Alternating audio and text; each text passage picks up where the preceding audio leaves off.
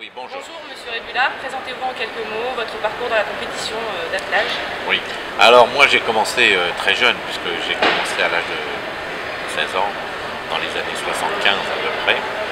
Et je me suis, si vous voulez, très vite intéressé à l'attelage, mais même passionné pour l'attelage.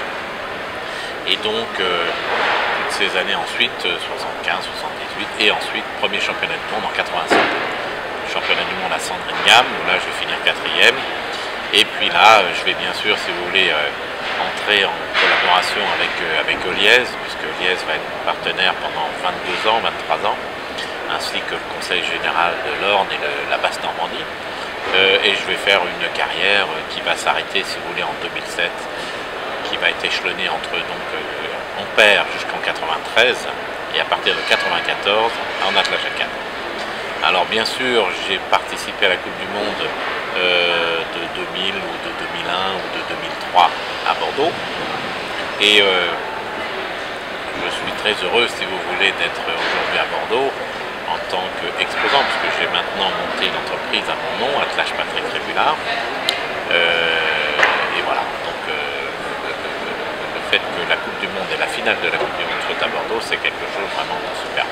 Que vous attendez beaucoup. Oui, que j'attendais beaucoup, et puis si vous voulez, l'organisation de Bordeaux a fait des efforts considérables depuis 10 ans pour justement accueillir cette Coupe du Monde, et surtout la finale, c'est quand même très très important. D'accord.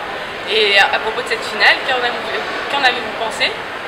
Alors cette finale, bon, il faut d'abord parler de la première étape, oui. La première manche on va dire. La première manche a été vraiment superbement menée par Icebrown Chardon. Je pense qu'il avait un attelage pour être vraiment pour gagner aujourd'hui. Donc il a fait une manche superbe. Axel Boy a fait 5 points, mais a fait un très beau parcours. J'étais très étonné de l'Allemand, que je ne connaissais pas, qui a fait vraiment déjà une première manche. Daniel Schneider? Tout à fait. Il a fait une première manche vraiment de haute volée. Et puis nous avons également Cause de Ronde qui est là, avec un attelage un peu modifié par rapport à l'année dernière, mais qui a été présent sur ces 2 jours, tout à fait remarquable. On a pu assister à l'accident ou à l'incident de Thibaut Coudry, qui heureusement pour nous et pour lui et pour la passagère s'est très bien terminé. On a tous eu très très peur. Il y aura des leçons à tirer, je crois qu'il en a déjà certainement tiré également de son côté. Donc voilà, c'est une première manche qui était vraiment superbe hier. Aujourd'hui, alors là, on a encore assisté à un nouveau spectacle, c'est-à-dire que vous aviez Thibaut qui a heureusement ralenti un petit peu la cadence pour justement que ça puisse passer dans des proportions, je dirais, normales. Parce que, à mon sens, hier, il était beaucoup trop vite, et il n'a pas ralenti suffisamment, un tout petit peu, avant le virage, si vous voulez, pour que le virage se passe bien. Et la deuxième chose, c'est que Thomas Eriksson, alors lui, le pauvre malheureux Thomas Eriksson, venant de Stockholm, qui s'est fait éliminer, simplement parce qu'il a été renversé une quille qu'il ne devait pas renverser avant de l'avoir passé. Et ensuite, Axel Boy a été magistral. Il faut reconnaître qu'aujourd'hui, il a d'abord fait, je crois, 126 et des poussières, puis 122. C'est-à-dire qu'il était dans le temps de Icebrown Chardon hier. Pour moi, ce qui est un tout petit peu dommage, c'est qu'on n'ait pas pu voir Icebrown Chardon aujourd'hui. Oui, non partant aujourd'hui, vous avez Voilà. des raisons? Oui, les raisons sont très simples. C'est qu'il a 2 chevaux de malade. 2 chevaux qui ont chopé une grippe, on va dire ça comme ça. Qui ont 40 de fièvre, se sont aperçus ce matin qu'ils n'étaient pas bien et ils ont pris la température et il y avait un cheval qui était à 40 de fièvre, donc impossible de faire cette Coupe du Monde et cette finale. Parce qu'il n'y a qu'un cheval de remplacement? Non, mais là il y avait 2 chevaux de malade. Il y avait 2 chevaux de malade, donc pour lui c'était impossible. Et de toute façon, on en a parlé ensemble, même avec un cheval de malade, il n'aurait pas fait. Pourquoi? Parce que c'est très compliqué de changer au dernier moment un cheval, et on sait très bien, moi par expérience, je l'ai déjà vécu si vous voulez, au dernier moment on peut changer un cheval, mais lequel? Donc si vous voulez, vous avez des chevaux qui sont interchangeables, mais vous avez des pièces maîtresses dans votre attelage. Et malheureusement, il avait une pièce maîtresse qui n'était pas là, donc il a préféré abandonner parce que d'abord ses chevaux étaient malades. Voilà. Donc ça, c'est très sportif, on peut lui reconnaître ça. Et c'est une Coupe du Monde que Axel Boy a gagnée sans... Il n'y a pas de contestation par rapport à ça. Schneider a été superbe.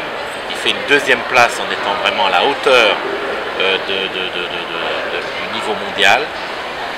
Et puis le troisième qui est Cause de Ronde, qui a une très belle place parce qu'il le mérite. Et puis il a présenté un attelage qui était tout à fait à la hauteur.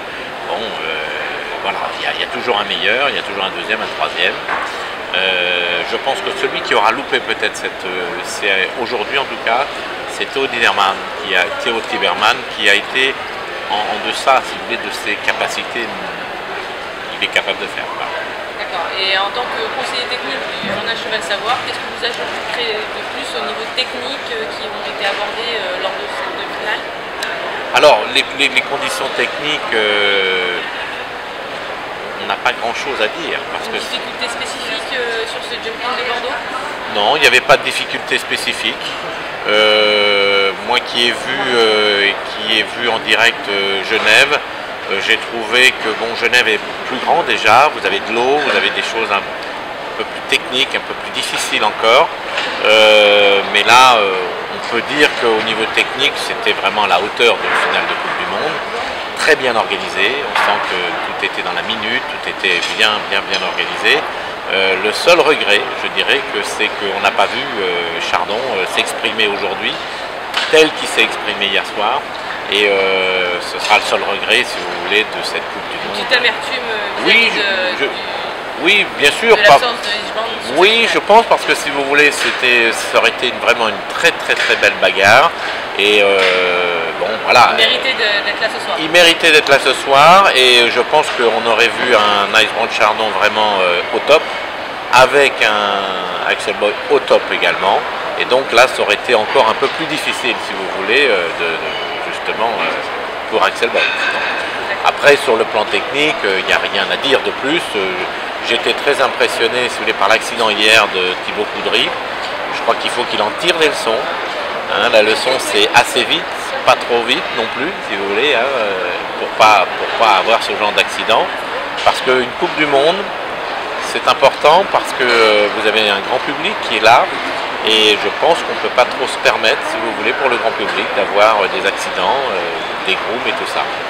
Je mettrai un bémol à une chose, c'est que en France, nous l'avons, et moi j'étais l'un des précurseurs à ça, pour avoir un casque sur la tête, pour avoir des gilets. Et je pense que la fédération devrait vraiment se pencher sur ça, de façon à imposer un peu plus de sécurité pour les grooms et pour les meneurs. Parce que à la vitesse où ça va très vite. On n'est pas à l'abri d'un accident grave.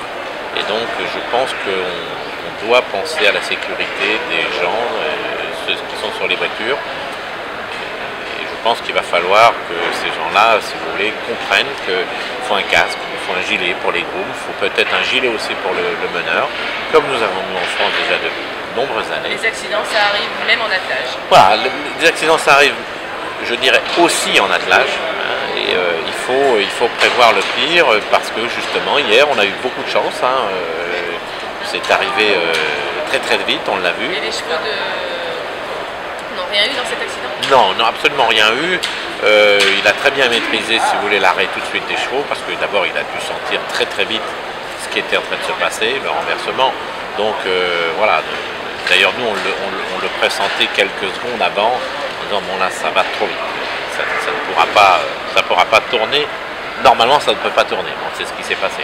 Mais bon, ça, c'est une erreur, si vous voulez, aussi, je dirais, d'expérience. C'est-à-dire qu'il a de l'expérience, mais maintenant, si vous voulez... il en aura plus maintenant. Il en aura plus encore maintenant, voilà. D'accord. Eh bien, merci sur ces commentaires pour Cheval Savoir, et on vous dit à bientôt. Merci beaucoup et bonne soirée. Merci, au revoir. Merci, au revoir.